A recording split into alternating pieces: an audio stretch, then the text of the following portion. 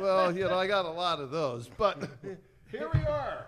This is probably going to be one of my favorite shows, Boomers Unplugged, number 8. Number 8. And you know who we have today, Chris? I know who we have today, John. A guy that I've known longer than my brothers. Longer than your brothers. Yeah, my closest brother passed away in age, so my Oh, youngest one. okay. Yeah, I got it. Yeah. All right. So anyway, I mean, my roommate from college, who we've gone on and Now, been you guys best met friends as since- freshmen in college? We were Freshman in 17. college. Dorm room. No, they had a thing during the summer to come in and pick your courses.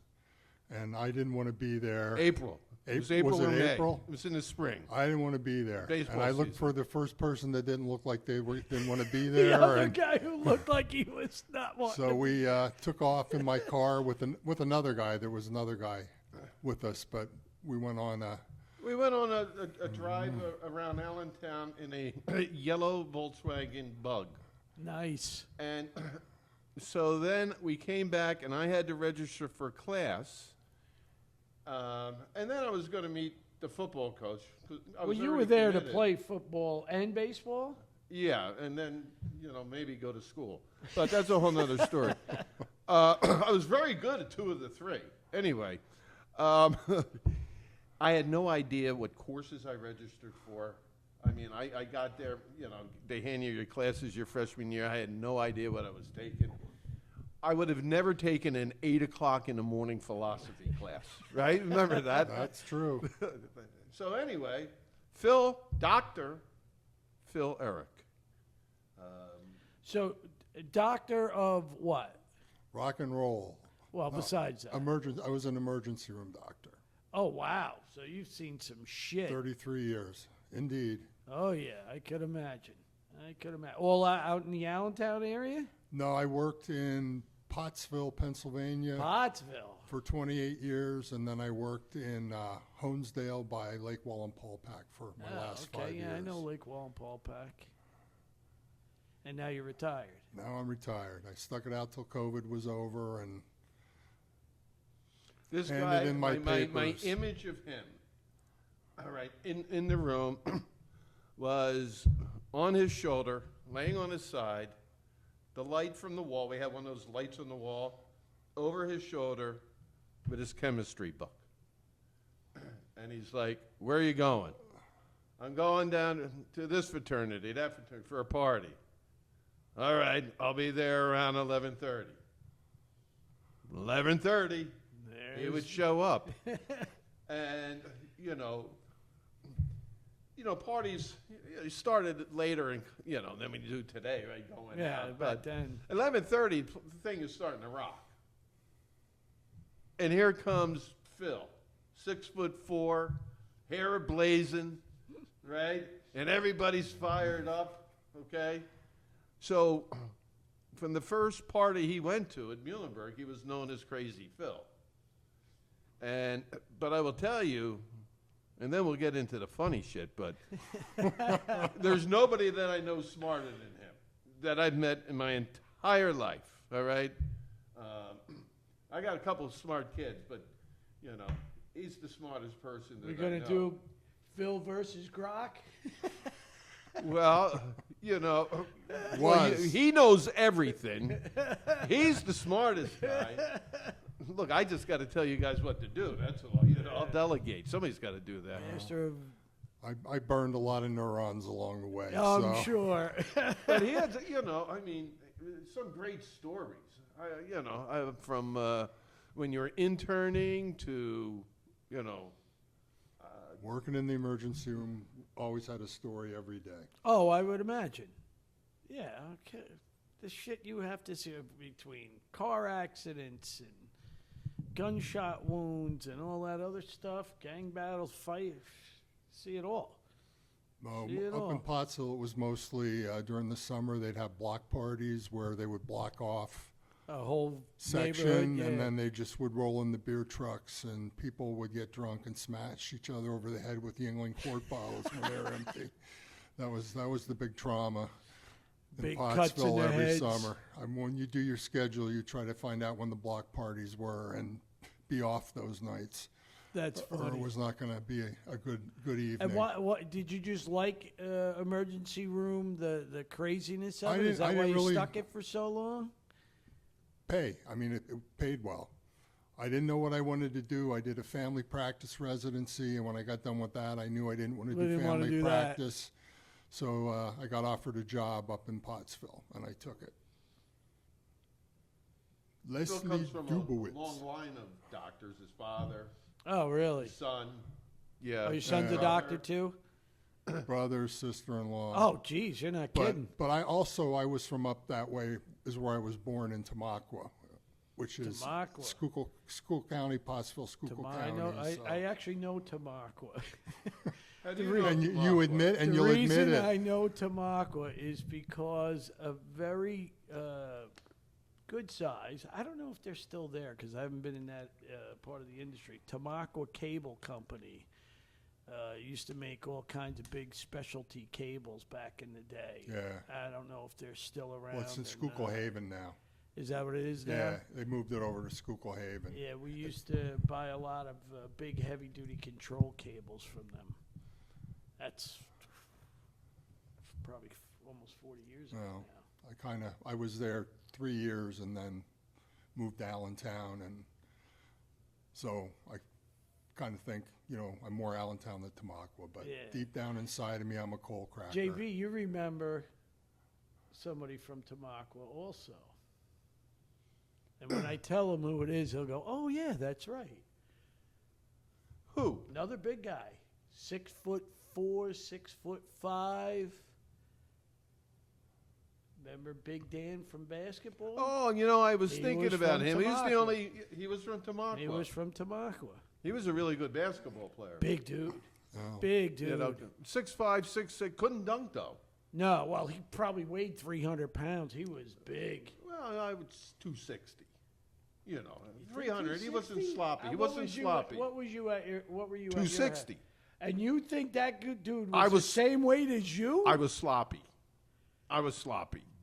He's not sloppy. He was just a big guy. He was big. Remember, he used to play with who? Al, right? Schmid. Him and Schmid used to go out because Schmid's a pretty big guy too. So let's get back to Tamaqua and Phil. Tamaqua. So we meet in college,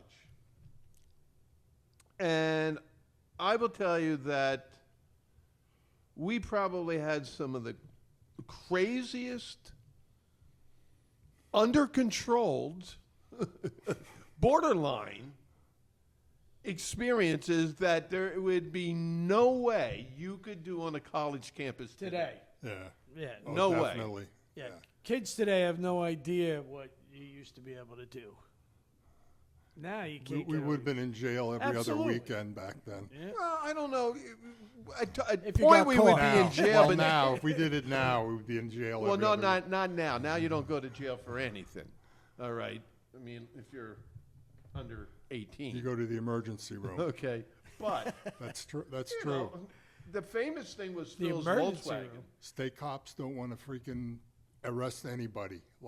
Really? When I worked in Honesdale, unless you shot somebody or stabbed somebody, they brought you to the emergency room for us to deal with it instead of them No shit. arresting the people, because then they have to do the Then paperwork. they got to do paperwork Yeah, and be so in the then office we all had to night do instead the, of sleeping we had in to their do the car. paperwork.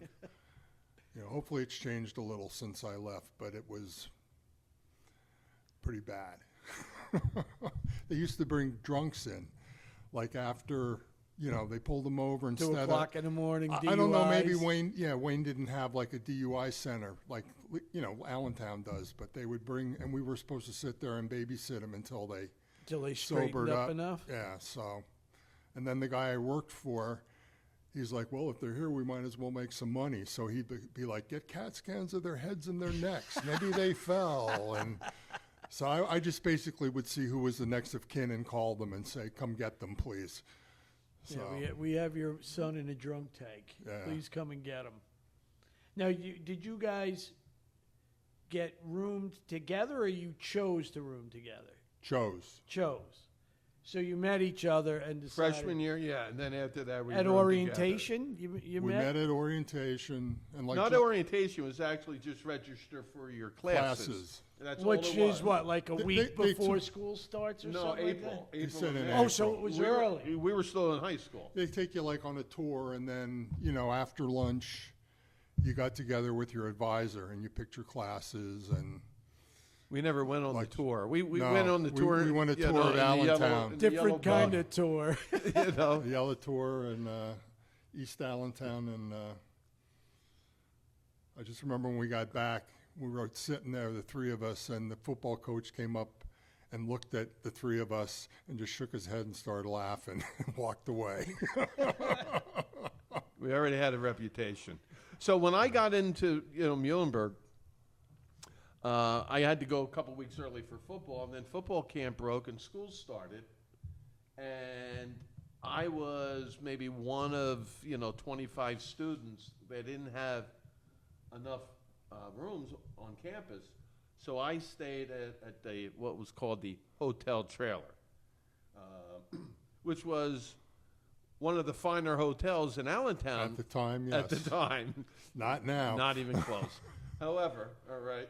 So what, that was for overflow from campus? So Phil then walked around campus for like a week looking for me.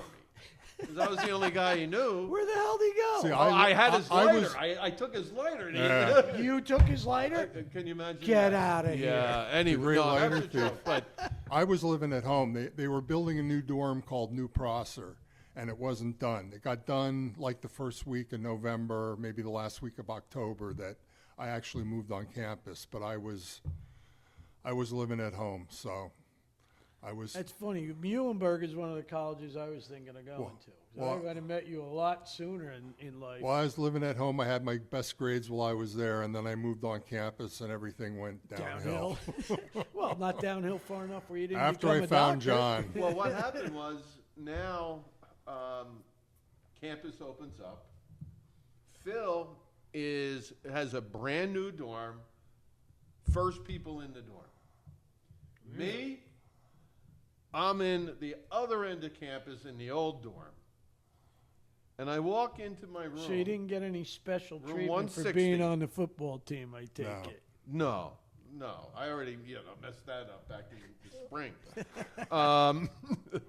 So I come in and I meet this guy, and to me he looked like one of the Beatles, okay, but a little dirtier than a Beatle. All right, not dirty like filthy like Pigpen. I mean, just ripped in jeans, and he had this crazy kind of colored T-shirt on. Remember that? And I'm like, "Oh, you must be Dave." He says, "Yeah."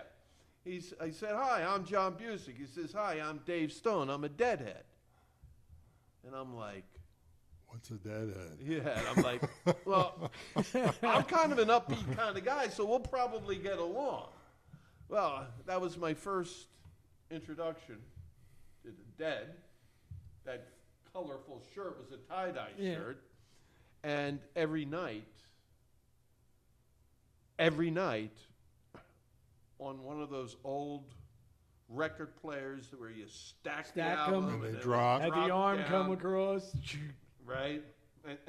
But at some point, as you know, an album will skip and repeat. Oh, yeah. This freaking guy doesn't wake up when that happens. So when you're drunk, and it happens for the 33rd time, it never happened again. And then he found out what happened. Well, this was now early on second semester. And by then, we didn't have any money. Oh, I'm sorry about that. And so our empty beer bottles were like trophies on The wall. Molson. Right, Molson. And he got pissed off at me because somebody fucked up his stereo, his record player, and Somebody? there was a commencement of bottle throwing, and every single bottle lined up each side hit the other person's wall and smashed. Remember that? Yes, I remember So you had that. like 20 pounds of glass on the floor? Well, there was another time that he was pretty mad at me. All right. We used to play pranks. That's what When- started the bottle throwing, is he got mad at you because he thought you broke the record player? Yeah. Well, but I don't know which one was worse because, you know, when you take showers in the guy's dorm and, you know, they're in there, you know, you fill up the big bucket of cold water and you throw it on them. All right. Well, you know, after you do that for a few weeks, it loses its fun. So you got to get to the next level. And the next level Escalate. you're right. Is you got to rip the door open, all right, and then throw the freaking cold water right on him, right? Except when I ripped Dave's curtain open, he was sitting at the bottom of the shower having a happy ending. Rubbing one out? Yeah. And I think I got him right at the moment of happiness. He wasn't able to. It's kind of like when dogs are humping and you can't get them apart. And you squirt the water from the hose, the cold water on them. Did you ever hear one? They pop. Anyway, so I think that might have now, like one-on-one. All right, you can keep it between yourselves. I fucking ran out of there down the hall, Told telling everyone. everybody, "Hey, Stone's in the rug." We went to a picnic a couple of years after we graduated that this guy was at, and John showed up and told everybody at the picnic. That too. story at the picnic? That's funny. So I take it you don't hang out with this guy. No, he moved to China, actually. China, Yeah. get further away from you. Well, I just think that if you're going to play music, just make sure the record doesn't skip. All right, and just Or get up and take care of it when Well, it he would does. play it Yeah. 24 hours a day. If they weren't in the room, it was playing. Really? Yeah. So at that point, I moved into Phil's room and usually slept on the floor. Now, Phil being the pre-doctor, of course, he was an intern in the hospital, the only guy that had money, all right? Had You a know? job. Had a job. Yeah, Didn't he had make a it job, too had often, money, but he but had those green or bluish, what do you call Egg those? crate mattresses Egg crate mattresses.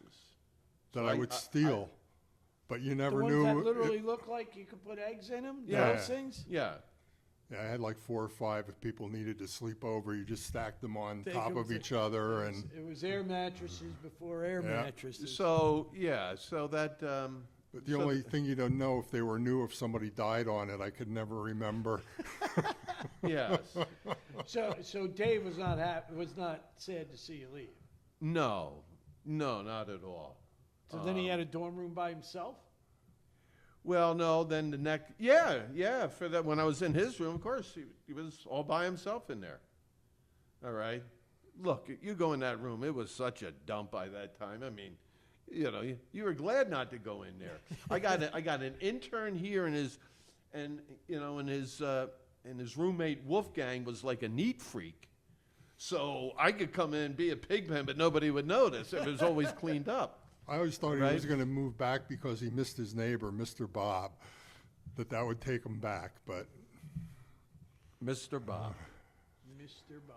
You know, we told him, I don't know, after a couple of years, we said, Bob, you know, we did you the biggest favor because all you needed to do was introduce her.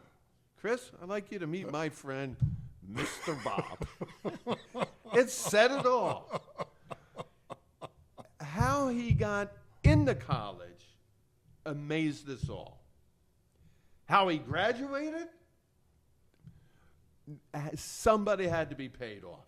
Because back in the day, you know, you had those black spiral notebooks on Yeah, each subject. And, you know, I mean, and you just looked at his notebook, and it looked like a second grader was taking notes, printing real big, and, you know, it was just amazing. However, he was part of the group. And we brought him along wherever he went. And then, so second year, Phil and I are roommates. Mr. Bob's our next door neighbor. And he comes back second semester, proud, that he joined the ROTC. Oh, he's a ROTC? He's marching around in his Oh, uniform and boy. So proud. So kind of this- looked like Animal This was House. a Spectrum kinda. guy. And an opportunity. Yeah, he Right? definitely was a Spectrum, Spectrum guy. guy. Yeah, he had You think about it. some I some mean, way autism was back cooking then, in there. nobody knew what all that Well- was. It's just a weird dude. That's what you figured. So Phil and I, you know, our nightly, what are we going to do to laugh our ass off? We're walking to the student union, which again on campus, you remember, my original room was on this end, Phil's was on the other end, and so in the second semester, I actually moved across the hall, and Phil moved in. All right, so same building. So we walk all the way across, and I'm like, Phil, I got an idea. So we go to the payphone, right? It's all payphones. Payphone. There's a boomer reference. And there's a payphone in the dorm. So I put my dime in, call the dorm. May I speak to Bob France, please? Bob France goes on. Hello, this is Bob France. I said, Bob, hi. This is Sergeant Fox. And we're calling all of the RTC. We have a special military operation. I forget, who do we say we're going to attack? We're going to invade Russia. We're going to invade Russia. All right. We are going to pick you up in front of the student union in 15 minutes. I need you there in full military uniform. This is a proud moment, Bob. You got it? Right? Oh, that's a This is great. all freaking- true, all true. And so now Bob shows up. Right? We're standing in the union Watching this watching happen. this. Here he comes walking down, and he's standing. And the union right there is where the only little road that comes from campus to the front of the buildings, and it goes right by him, and every car, everybody, that's like kind of this That's heartbeat funny as point. hell. That's And he's funny. standing there. Marching back and forth. And yeah. now, like, I'm starting to feel a little bad.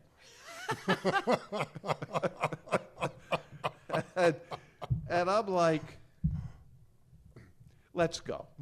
So we go out, and oh no, I called You from called the the payphone. desk. I You called called the the desk, desk. which was like from here 10 feet Yeah. away, but separated by a wall. Okay. And I said, hi, does there happen to be a man out there with military uniform? And he said, yeah. I said, can you get him for me? Yeah, and he comes in. I says, Sergeant Fox here. Mission aborted. Thank you so much for being ready. You will get a promotion for this. Right? And so now he's The walking. light just went out. Oh, well, that's all You right. probably don't need it anyway. Do we need to take a break? Usually when the lights go out, do we take breaks? But Oh, the story's pretty good. so now Bob leaves the union, and we catch up to him about 100 paces, and we're like, Bob, hey, what's going on? Hey, what are you all dressed up for? What's the special occasion? And he starts to tell us, and then he looks at me and he goes, You son of a bitch. that voice sounded very familiar. That was just, Yeah, that was a top 10 Oh, classic that's of our a time. my classic. there. goodness gracious. That's a great setup right there. So let's take 5 and get some beverages, and we'll get right back to it. All right. All right, Back on. we're back, boomers, and we're talking about the island of We were just talking scotches and Islay. bourbons. Isleg. Islay. Islay, Islay. Oh, and what's that? It's an island. It's in an island off Scotland that's got a lot of peat that they make Scotch single malt, and it's a lot different from. I think there's 4 areas in Scotland that they make. The lowlands, the highlands, Islay, and then there's one other region. But Islay is noted for how peaty it is, and Now you got into that before anybody. I mean, now it's millennials and Oh yeah, like are into that, but you were into that. since the kids were little, my wife's uncle turned me on to it. He told me it's like liquid cocaine. So, and he was pretty much right too. But it's it's an acquired taste sometimes. A lot of people. It's not real smooth, but What's the proper way to drink Scotch? sip it. sip it. Is it? I've heard put a drop of water in? Well, with ice, I mean, it's a lot of people drink it, straight or on the rocks, or they distill it with water. Some people do just dump water into it, but I drink it straight. It's like, why freaking dilute Yeah, it? especially the good ones. Yeah. Especially the good ones. Same Yeah. thing. Bourbon, same way. Scotch, bourbon, same thing. They're all whiskeys, right? Yeah, Now, why do real Scotch drinkers, and I'm off on this obviously, but they kind of look down at the Johnny Walker of the world? Johnny Walker's a blend. I mean, there It's a are good blend. Johnny Walkers, like Black Label and Blue Label. Well, Black Label's pretty smoky, peaty kind of thing. Black Label's very smoky. The other one's Red Label. Yeah.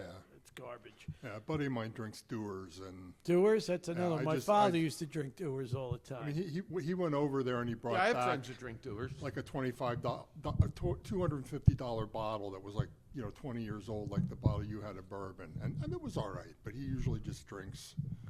Yeah, I drink. My go-tos are usually like Knob Creek or something. Those are about $40 to $50 a bottle, Yeah, no, I like And- Knob Creek. and I don't need. Is that a single malt? No, that's a bourbon.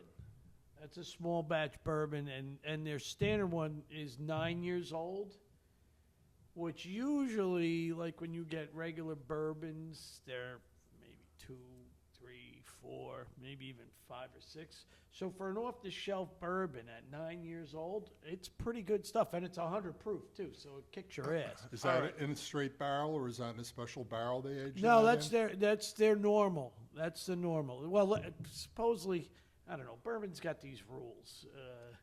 I think the rules for bourbon, like with Scotch, you can have any, right? They can use any grain to distill in a it. Yeah. right? You can put whatever you want into the. Bourbon has to be 51% corn. Then you could put any degree of the other ones you want in, whether it's wheat, barley, whatever. And they can only be aged in, I want to say it's white American oak barrels. So after they do it, and those barrels go over to Europe, and they age Scotch and Irish whiskeys. Some of the wines are Yeah. aged in them because it has some of that Like- bourbony flavor in there. Yeah. But yeah, there's some rules to it, and it can only be, like, you can't. I see all these things all the time. Bourbon, toasted almond flavored bourbon. That's technically not bourbon. You can't cut bourbon with a flavor. It's supposed to only be cut with But they actually water. put that in, or they're just like saying, like with wine, that you can taste. all No, this they stuff in actually there. put They a actually put it in it. flavoring in there Yeah, of some that's- sort. that's- It definitely, you can taste it. It tastes like a toasted almond. Yeah. Like when you drink a decent bourbon, you could get a hint of like caramels or vanillas or stuff like that, but not like oh wow, it tastes like you know. Yeah. When it's I was overwhelming, never it's good. I just- was never good at the taste when they'd say, "Oh, tastes like You this, taste this, like you that. taste that. Tastes like I'm going to get drunk." Basically, I had is my what- sense of taste was ridiculously good until I had COVID, and it changed my taste. Yeah, that was one of the big Change- things that COVID did. Yep, changed my Lost your taste. taste. I'm not as. It's come back quite a bit, but it's not back to what it was. Like we used to do these wine tastings, and you'd taste like 5 wines, and then they would mix them all up again, and you drink 5 of the same wines, and you had to keep rating them. So you'd be surprised, like one person would drink it and then drink that same wine in the second tasting and rate it completely different. I was almost able to pick out every single wine You knew every what single was. time. I could, my critiques of them were identical, whether it was the first taste, the third taste, because my taste was that good.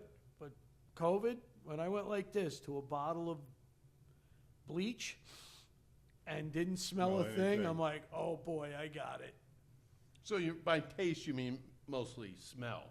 Because Well, smell is well, mostly you your taste. smell Your it. taste is your smell. You Yeah. smell it, then you taste. I mean, you swish it around, you smell it, and then, well, from you did a lot of wine. I'm a wine tasting guy. stuff. Yeah, Right, same that's thing. what I know. It's the but- same thing, So, right? You don't is taste there a wine big and go, difference? boom. Is there a big difference between Scotch and bourbon other than minor ingredients here and there? Yeah. Or is it taste kind taste of identical? Completely No, different. Completely different. Completely different. Completely Because different. one's I don't based know if on I could tell the corn. difference. Yes, you could. Bourbon's based on corn. Scotch is based on Barley? malt. Wheat? Malt. Malt? It's a I think malted, malt. malted barley and Yeah. malted, yeah. Yeah. I should that's- know that because Isn't that Irish the same whiskey. kind of process of beer? Is Well, beer they all malted barley? start with Yeast. Yeah, they all start with yeast and creation of alcohol. So any spirit starts with that. You could actually do them with corn, barley, wheat. Rice. You could I rice. mean, Budweiser is right? all Budweiser's made from rice. Yeah, it's a rice beer. Like sake, rice wine. wine. Yeah, which I like. I like it. I like it warm with sushi. I do. Yeah. I used to get it in the city with my buddy all the time. Yeah, when we go out for sushi, I usually have some sake. But that stuff hits you like a freaking freight train. It's weird. You're only drinking wine and you don't realize it. You go to stand up, you're like, whoa. And you only drink this much of it. Yeah. Little canister thing. I'm going to make I'm going to try it. I'm going to go out next couple weeks. I go out to dinner or go out anywhere. Not going to have the wine. Not going to have vodka. I'm going to try bourbon. You're going to do a bourbon and a scotch Now, should I do the flights to get different tastes? Yeah. Well, I would suggest that because then you'll notice the difference between the bourbons too. How much some of them will bite you, how much some of them are smooth and then they burn a little later as they're going down. Some of them you'll taste different note, very much like when you drink wine. I was looking up, I have somebody that I work with that really goes out of the way to help me. And I found out that he's a bourbon drinker. Is there like an Eagle something? Eagle Rare. Eagle Rare. Is that good? That's a Buffalo Trace distillery bourbon. Buffalo Trace is a master at shorting bourbons. So Buffalo Trace makes a Buffalo Trace. They make all the Pappy Van Winkles. They make Blanton's. They make Eagle Rare. They make so many different bourbons.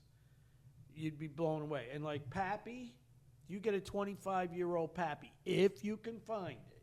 It's probably about $15,000 for a bottle. That's how ridiculous it is. So Eagle Rare, I just had a bottle of Eagle Rare not too long ago. I got it through one of the online places because I can't find it locally. Now that normally goes for about $50 in the store, 50, 55, if you can find it. Very hard to find. They just came out last year with a 25-year-old Eagle Rare, and they want like $3,000 a bottle for that. I'm not So sure. if I like get a- the guy a bottle of Eagle Rare, he'll be Very happy. They're very happy. He'll be very happy. happy. Okay. I bought a bottle of 25-year-old Macallan one time. Macallan is like the Grand Prix of Yeah. Scotch. That's what a lot of people Oh, like yeah, it. yeah, 20 and 12. Yeah. Yeah, I they're bought a 18s. 25. It was 18s. like $400 for a Yeah. 25-year-old bottle of it. Even they're 18. I bought a bottle of 18 for my father-in-law. Oh, God. It's probably 15 years ago now. It was like $100 back then. Now I hear they're over $2. But I'm not the kind of guy you would get that for at this stage of my, experience with it. As a not a Novice. Scotch drinker, no. Yeah. No. So let's go into... You might not even like Scotch. You don't know. All right, now, some folks might find this Scotch and bourbon stuff a little boring. But, one bourbon, one Scotch, and one beer. And that leads us to George Thorogood. Have you ever seen George Thorogood in concert? I have. Twice. Twice? First date with one of the first dates with my wife was a George Thorogood concert, and then I saw him again with my other wife. You didn't You. learn the first time. I saw him when Johnny Right. Winter was opening for him. And both Who? times he didn't get lucky. He tried. Who Let me. opened for him? Johnny Winter at the Allentown Johnny Fairgrounds. Winter. It was the Budweiser tour, and Johnny came out and wailed for like an hour. He had his like flying V, and he had pajamas on. Yeah, I and, can see him doing and then that. George came on and started singing every song about Budweiser, and we lasted 3 songs and said, "Who cares? We saw Johnny Winter." Johnny Winter was really good to see. Did you see back him? then. I saw him at the Woodstock reunion concert in Palmetto, New York, 1979. It was a 10-year reunion concert. They were there. Mountain was supposed to be there. They never showed up. Country Joe and the Fish were there. 10 years after. 10 years after was not there. I wish they were. I would have loved to see Alvin Lee. Sha Na Na had to be there. Sha Na Na was there. Yes, they See? were. One of my favorites. Couple others that they weren't like headliners at Woodstock, but you knew they were at Woodstock. Yeah. And they had what was wild. They had the pagans were their security. It's like the Stones out at Altamont. You don't hire the pagans. They were beating people up and They were? they were ridiculous. Well, people got killed at the Rolling Stones concert That I know. Yeah. out in California. Could you imagine they had social media back then?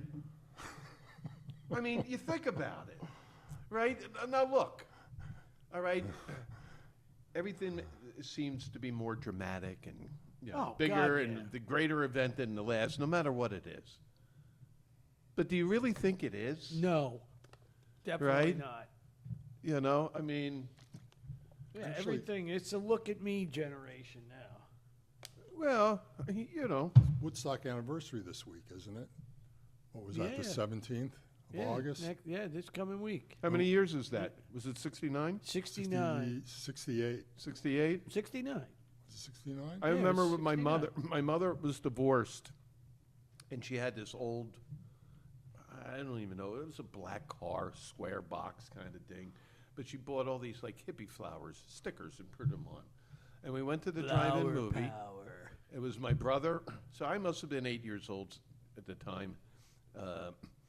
And we watched Woodstock. And it was really the first time I ever saw rock music.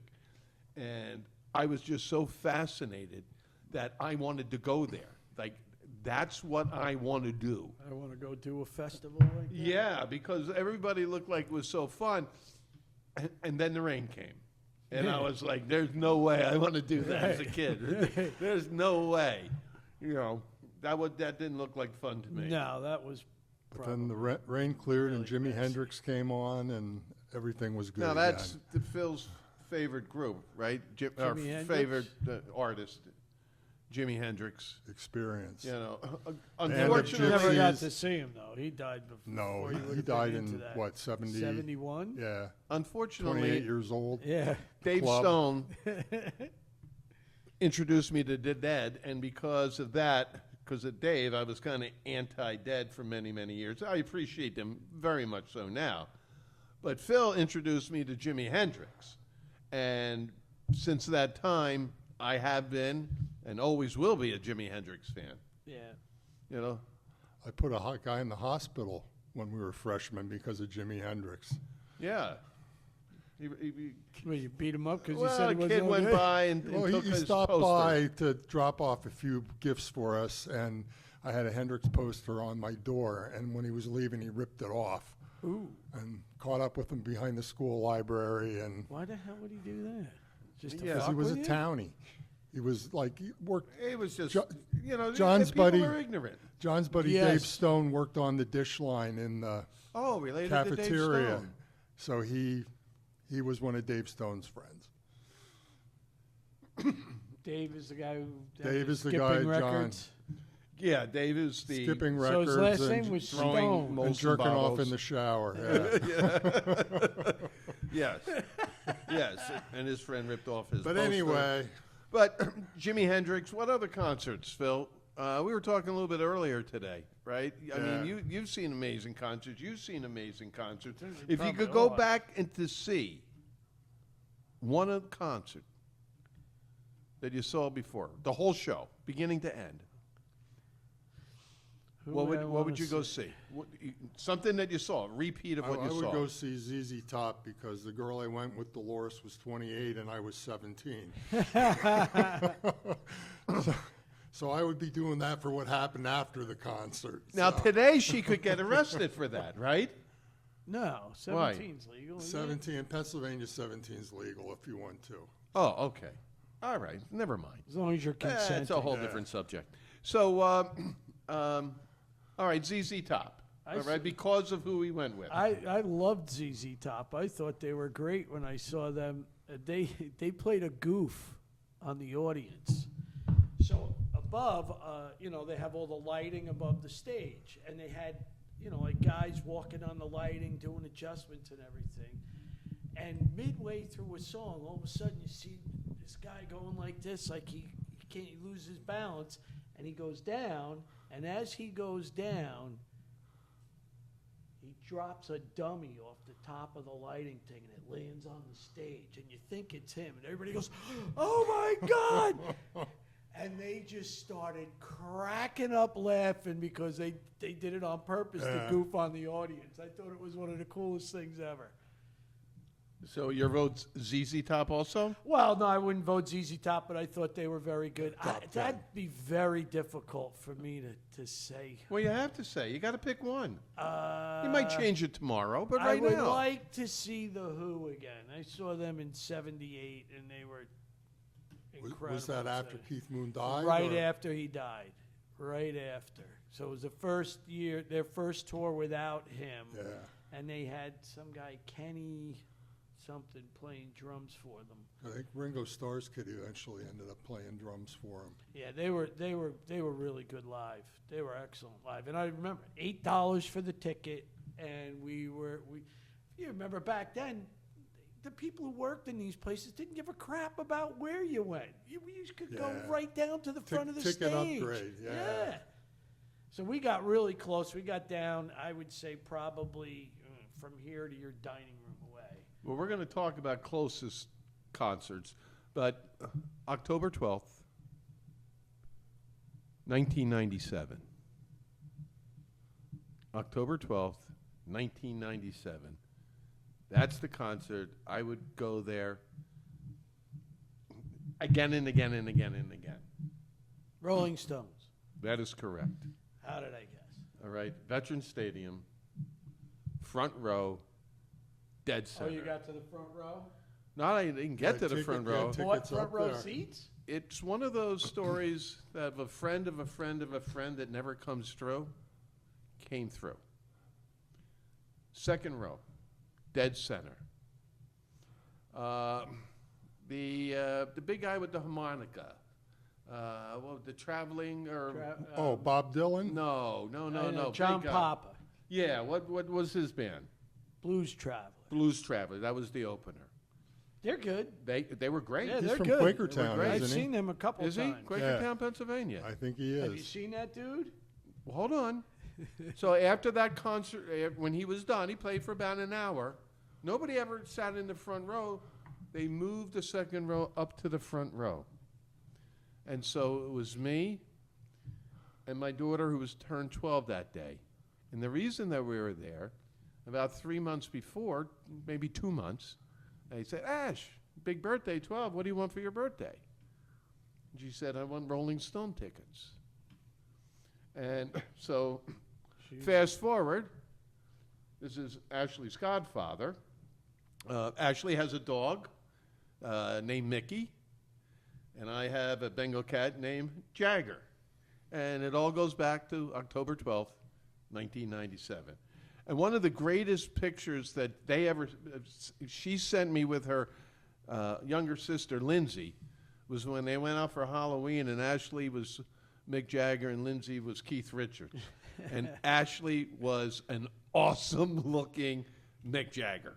I mean, as a girl, yeah, absolutely. So that's also the closest I've ever been. I've been front row to maybe 4 or 5 other concerts. You ever been front row or backstage to a concert? Never been Not backstage. that close, no. I wish Ashley was here. That was my daughter again. That she's been backstage a couple times, but she was backstage, and she might say the concert that she would want to see again is Jethro Tull. Oh. She was backstage for Jethro Tull. I I never remember got a concert to see I almost Tull. didn't see because of you. You took the tickets away and then you gave the tickets back. Oh, I was working in Philadelphia and living in New Jersey at the time. And as we would do at least once a month, Phil would had a reason to come to Philadelphia. Usually be a day baseball game or something. And he was going to a concert with his buddy. So I picked him up and drove him down to the Spectrum. New BMW. Yeah. So we flew down Broad Street, had a lot of fun. Everybody had a couple drinks. It was all good. He gets out, right? Boom. I go home. No. I called. I get to where I was going, and that was in the day when you would call your voicemail and you would listen to at home.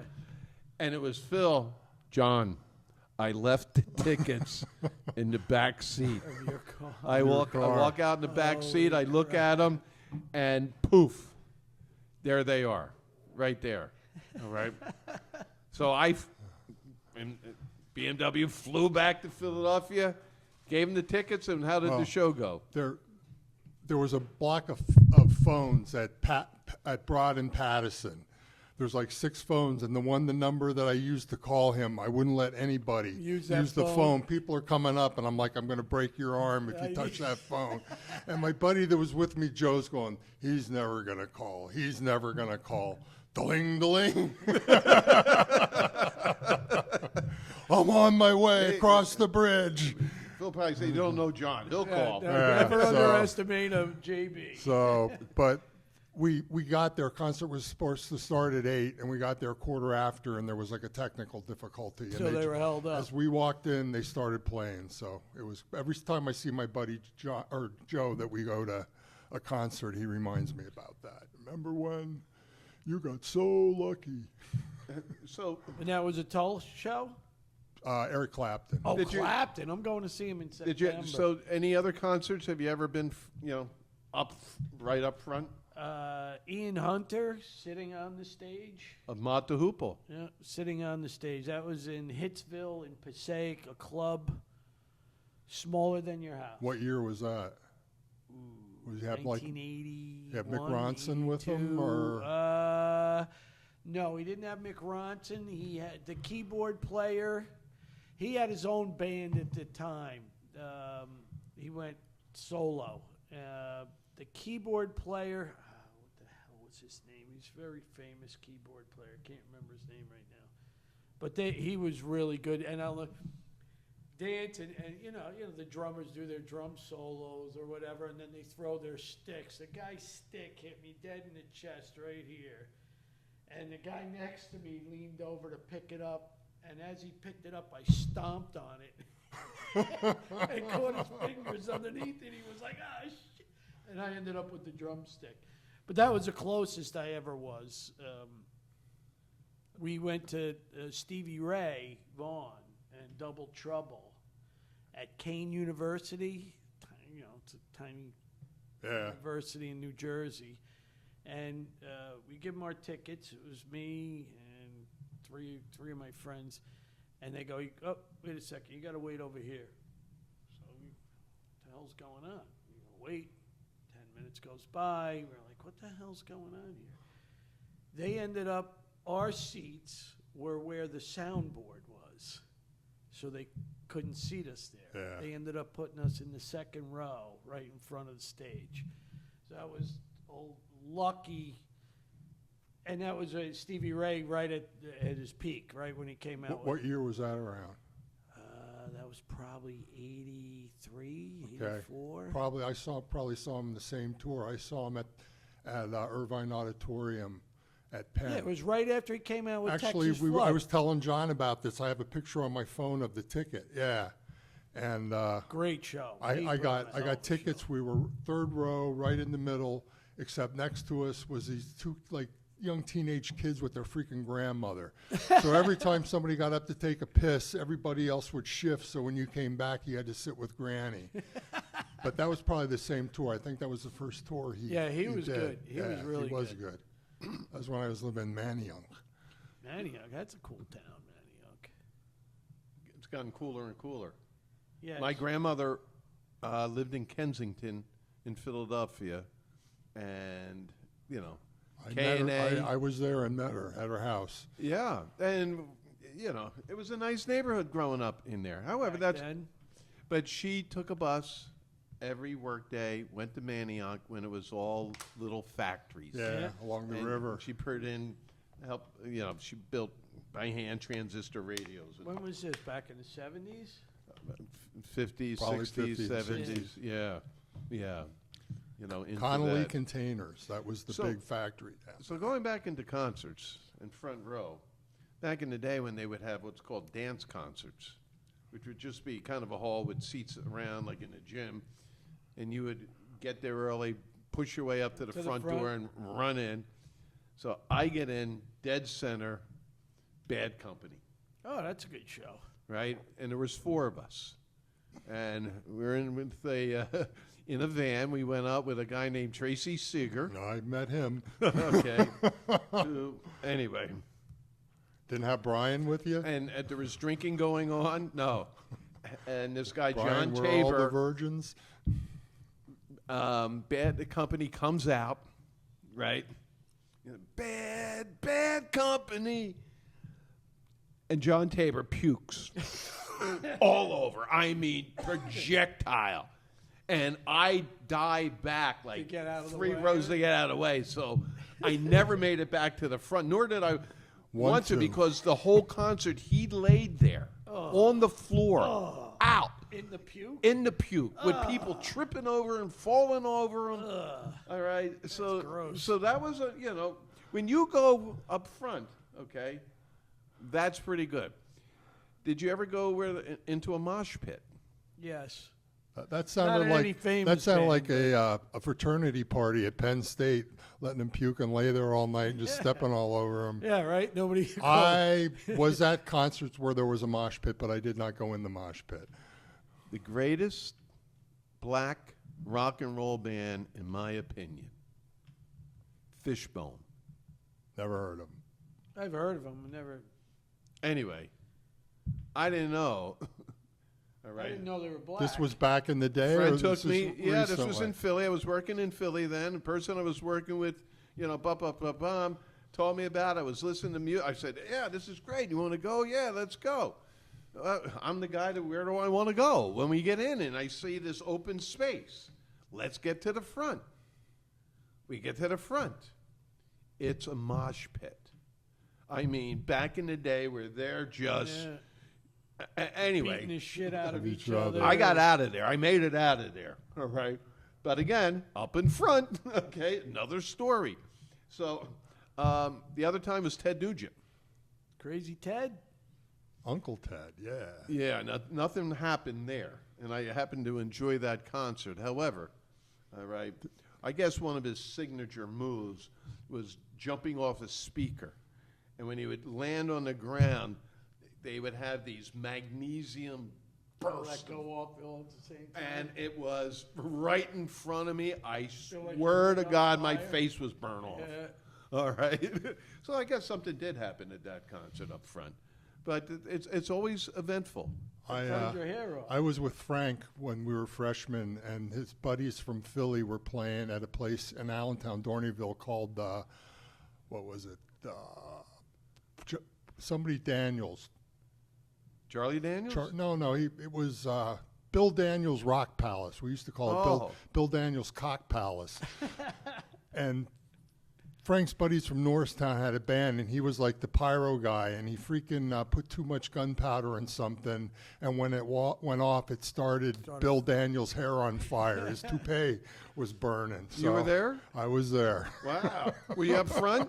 I was standing off to the side, but it was pretty up front, yeah. See, there you go. That's my point. When you go up front, things happen. Stuff happens, no doubt. Yeah, don't wear toupees if you go up front. You never were up front at a concert. I mean, yeah, I mean, like I said, I was sitting on the stage. I was sitting on the stage for Greg Allman too. what concert disappointed you the most? Where you're all pumped up, you thought they were going to be great, and you walked out and said you sucked. And if you can't think of one right away, you probably didn't I have got one right away. What's that? The Counting Crows. I saw them. We went to see them, and they were spectacular. They were really, really good. So then the next year, we bought tickets again. Oh, let's go see them again. They were so good. They were horrible the second time. Horrible. And it wasn't just me thinking about it. This guy, the head dude, his name is Adam something. I forget his last name.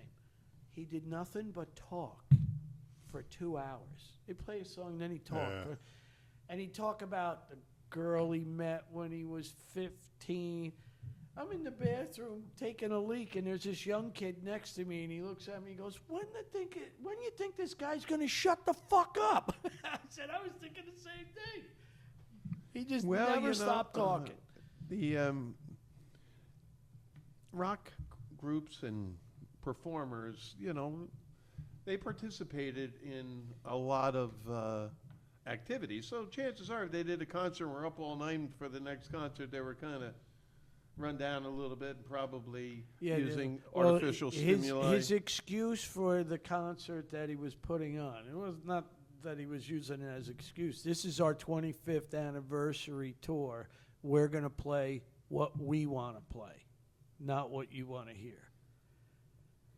Yeah, That's to a bad. Yeah, that's a bad. How about thing. you, Phil? Anything come to mind? Probably with Johnny Winter again. The last time I went to see him, they brought him out in a wheelchair, Yeah. and he couldn't sing, and they had some other guy playing guitar, and he just basically sat. Yeah, it was his name. That's it. He just sat there, and I stuck it out for about half and said I was ready to cry because I had seen him so many times. Oh, he was and great He was so alive. good. Yeah, And he was really Did you ever good see his alive. brother play? Edgar? No, I never saw Edgar. I did see Rick Derringer. That was my next question. Derringer? Yeah, I saw Rick Rock Derringer. and roll, hoochie coo, rock and roll. His real name was Rick Zeringer. When he and his family had like a band, and Johnny Winter stole most of the people from the band when he first, went on tour, like in the mid-'60s, from Rick Derringer's band. But then Rick was associated with him and his brother pretty much his whole life. Yeah. But that was sad. Are any of them still alive? Rick Derringer just died a couple months ago. Edgar Winter's still alive. Edgar's still alive. Edgar's still alive. Like Tommy, the bass player was a guy called Tommy Shannon. His nickname was Tommy Slutshan. He actually was Stevie Ray's bass player. Really? Stevie stole him from Johnny Winter when they were playing down in the place in Texas where they have the PBS show from all the Down time. in Austin? Austin, yeah, Austin City Austin Limits. City Blues, yeah. Yeah, that's where Stevie Ray Vaughan stole Tommy Slut Shannon from Johnny Winter. Are there any, rock artists, musicians in the last 5-10 years that have come up that have you potentially staying power? My son listens to some decent ones. And I don't know how long. You ever hear of All Them Witches? Mm-hmm. Yep. They're pretty good. Yeah. Some of the other ones that he turned me on to, I can't remember the names of them, but they were What decent. was the Led Zeppelin one that they had? Oh, Fleet, yeah. Oh, my God, I can't think of their Fleet, name. Greta Van Fleet. Yeah. Greta Van Fleet. They were okay. Yeah, they're pretty good. They kind of faded real quick, though, right? Yeah, they haven't come out with anything in a couple of years. Well, I wanted to go. It was my son's birthday, and I wanted to take him to see Greta Van Fleet because he really liked them, and he turned me on to them, and I'm like, oh, they sound a lot like Zeppelin. I'd like to go see them. What the hell? They wanted $185 in the Stone Pony to see them. Jesus. I'm like, what? That's insane. Yeah, I know friends were trying to pick up tickets on their last tour, and it was like $500. Yeah, it's scalping, crazy. Yeah, Clapton they tickets are. I was looking. I you just said paid you were going to see $350. Clapton, and they looked like they were crazy. I- You going to would- see him? Yeah. It's his. He's definitely not touring again, and he's getting up there now. He's 80, 81. He said it was going to be his last tour, but if it is, you're going to have all kinds of people. When you go online to buy tickets, when you type something into Google, it's not the venue selling the tickets or Ticketmaster that comes up first, for people listening to this. It's always, there's like 4 or 5 other, groups that come up selling the tickets that are twice or 3 times as expensive as they are if you get onto the website for where they're playing. I mean, I got burned seeing Frank Zappa's Kid in Jersey and Morristown last year. Oh, shit, my buddy went to that. Yeah, and I mean, he only played 3 songs I knew. It was, the guy I was with is a big Frank Zappa, so he knew what was going on, but I was left. That's another show I would like to go see again. Frank Zappa? Oh, God, yeah. I saw him twice. I saw him. Don't you go in a Husky's room and don't you eat that One of the yellow greatest snow. band, tight. I mean, that band, so tight. We saw him Halloween night, midnight show in the Felt Forum. It was better than people watching in a parking lot at Walmart. It was unbelievable. The costumes, the craziness. He, one of my nurse practitioners, actually physician's assistants, when I worked up in Honesdale, she lived with Vinnie Caliuga. Oh, really? For like 10 years, and it was while he played for Zappa while out he was there. touring So with Zappa? She knew Zappa very well. She said he used to draw stuff and would give it to her, and she would throw it out. I'm like, Throw it "Oh, out? shit, You know what that'd be save that." worth right Yeah, now? But she said he was a difficult person, and he was difficult to work for. So I've heard stories about him. Now, I just went 2 weeks ago to see Adrian Belew. okay, And Adrian Belew was with, what the hell's the guy's name? Jerry something, who was the keyboard player for Talking Heads. And Belew played guitar with the Talking Heads back in the early 80s. So they're doing all Talking Heads music in a tiny little 700-person theater in Newton, New Jersey. So I went up there. Phenomenal guitar player he is, Adrian Belew, and he used to be Zappa's guitar player, and David Bowie stole him. away. Frank Zappa he had never anything nice to say about David Bowie because of that. But Adrian Belew said that Frank Zappa taught him how to be a professional musician and how to play the game in music. Steve Vai said kind of the same thing. He was guitar player for Frank for a while. Yeah, I just saw him, Stevie Vai, that Satch Vai tour, and went to see that in what the hell's the name of the place in Red Bank? Oh my God. When you're talking about Newton, I actually got tickets for my wife and daughter. Went to see Jorma Kaukonen. Jorma? It was about a month ago. They went to see him, and it was the last date of the tour. It was up there. He was at that 10th reunion concert too. And Jorma Kaukonen. she said his voice was burned out, but he's got to be up there. He's in his too. 80s, yeah. He's got to be up there. Yeah, he's got a. I bet he'd be a hell of a guy to interview What was the your name? life story. What was the name of his band? Hot Tuna. Hot Tuna. But this was just him solo. Just him, yeah. Hot Tuna. I saw with Jack Cassidy, the bass player from Jefferson Airplane. I saw them. I think twice. I saw them down in Sellersville. They were really good. Yeah, well, Jack Cassidy, another great musician, legend. Last question before our break. Do you think that the rock? Well, first off, the amazing thing about rock music, it's still popular today. Like my 12-year-old grandson wants to get my Just Rock, Pandora account and just listen to all the songs that I have That's saved. what you hear in the freaking supermarket when you go to the supermarket. Yeah, now you these start days. to hear It's- rock stuff. It's Yeah, rock stuff. absolutely. I heard Hendrix and Weiss's last week. Yeah. while I You know was in that there. would be us, like in the '70s, listening to music from the '20s. Right? Right. I mean, Johnny Mathis. yeah, I'm thinking more of I don't even remember groups in the '20s. Well, do you think the music they come out with today, the hip hop and rap's really not that big anymore, right? It's all hip hop stuff now. Well- Are you even going to know who those people are 10, 15 years from now? Like rock They're legends, guys. You don't get out. I mean, everything is on your phone or whatever anymore. You don't have It's all fake. It's not personal It's all anymore tape. like it's it all used to it's be. all tape effects and Yeah. stuff. Yeah, Like it's all when you would production. get a new album and play it and just look at that Endlessly. album, and then you would hope that it would come with the lyrics. Yeah. Remember when we got Cheech and Chong? What was it? Big Like, Bamboo. and you open it up and Big there's this sheet big of joint weed, in baby. there. It's like, oh, it's gonna have to use a whole ounce to roll a joint with this thing. I Yeah. don't remember that one. You but- don't remember that? No, but Do you Big remember Bamboo. I only bought maybe 5 albums in when my we life, so I when had we to were be very freshmen? selective. They were the first movie they put out was it Cheech and Chong Up Up in in Smoke, Smoke. was playing over in Hellertown at that kind of avant-garde Oh, yeah, theater, sure. And we all piled in my Volkswagen Bug. There was like I 5 had of us in it. I had my first date in that theater with Oh, I thought you were with gonna Heidi. say Hill- in my car you had your first date. no, that was my I second. know you had a couple things in there, but But Heidi Hille was my freshman year in high school. I went to Notre Dame just a complete football season. Then I transferred to Palisades, but she was the football coach's daughter, and he was also not only the football coach but also the driving ed. Instructor. Driver's ed guy. so he Yeah. had the car. And so he took a kid out for driver's ed. He dropped her off at my house, and my mom drove us to Hellertown, and saw a classic movie. All right, classic movie. What year?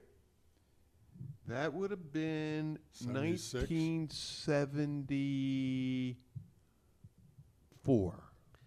Freshman year, 5, I 6, was gonna- 7, I was- 74, 75. I was gonna go Jaws. I'll give you a hint. Sci-fi. Space Tron. Odyssey. Renew. Renew. Was a big line in that. Renew. Everybody thought they were going to renew, but they were getting killed. Kind of like Soylent Logan's Green. Run. Logan's Run. That, to me, and I love that movie, and to this day, I love that movie. Yeah, it's a pretty good movie. Logan. And, That was big. I'm That was a amazed. big side. The special effects in that hold up pretty well even till today. I would think that would have a lot of appeal today for a remake. Logan's Run. Is that Since the one where everything in he Hollywood's a he's like remake. he like tracks the people down to kill them, and he Well- himself, they have something blinking. When it starts blinking, your wristband or whatever, it's time for you to go to get in the In that thing to little be renewed. chamber, Yeah. and they go up and they make your body explode. And So they want him to go out and find, there's like a group that's getting people out of it. I think I saw that movie. It's a great movie. Anyway, let's take a break and we'll talk a little bit about some of the other stuff that goes on in the 70s and 80s that is really happening today. All right. Boomers Unplugged. We'll be back. All right, Boomers Unplugged. We're back. So, Phil, what do you think about this Allagash? How do you pronounce that? Is that triple, triple? Allagash triple. Is that a Belgian or? This is a Belgian-style ale.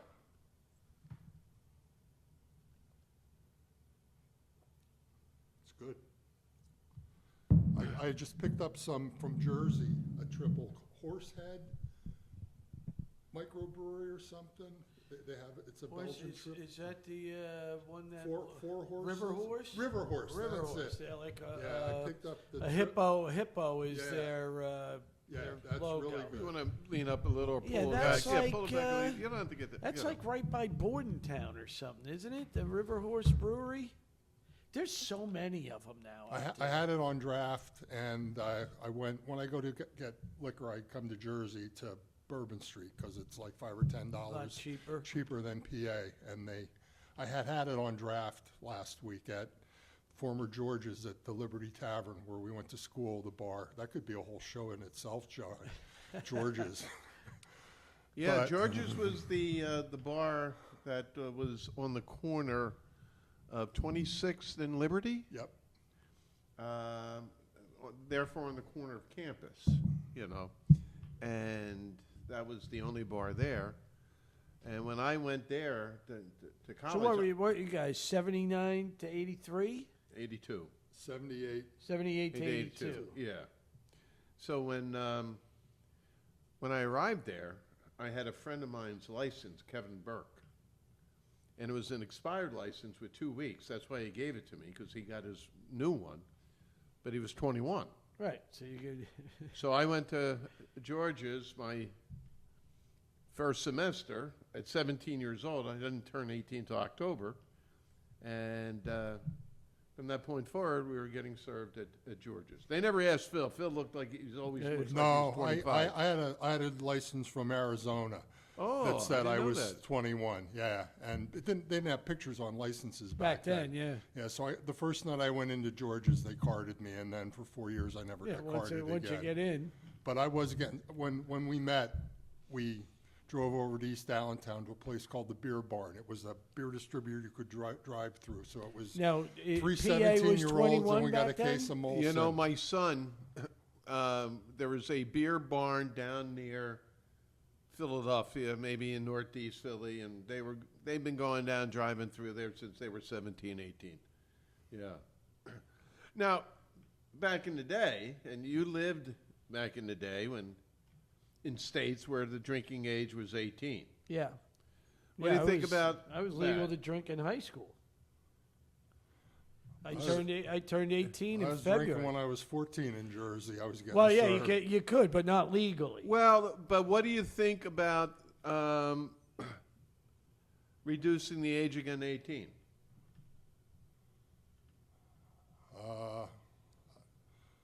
I'm Based against, on based I'm on what against I it. did, I would be I'm against it. against it. Right, right. Well, how many times would you say that you were intoxicated while driving between the ages of before 21?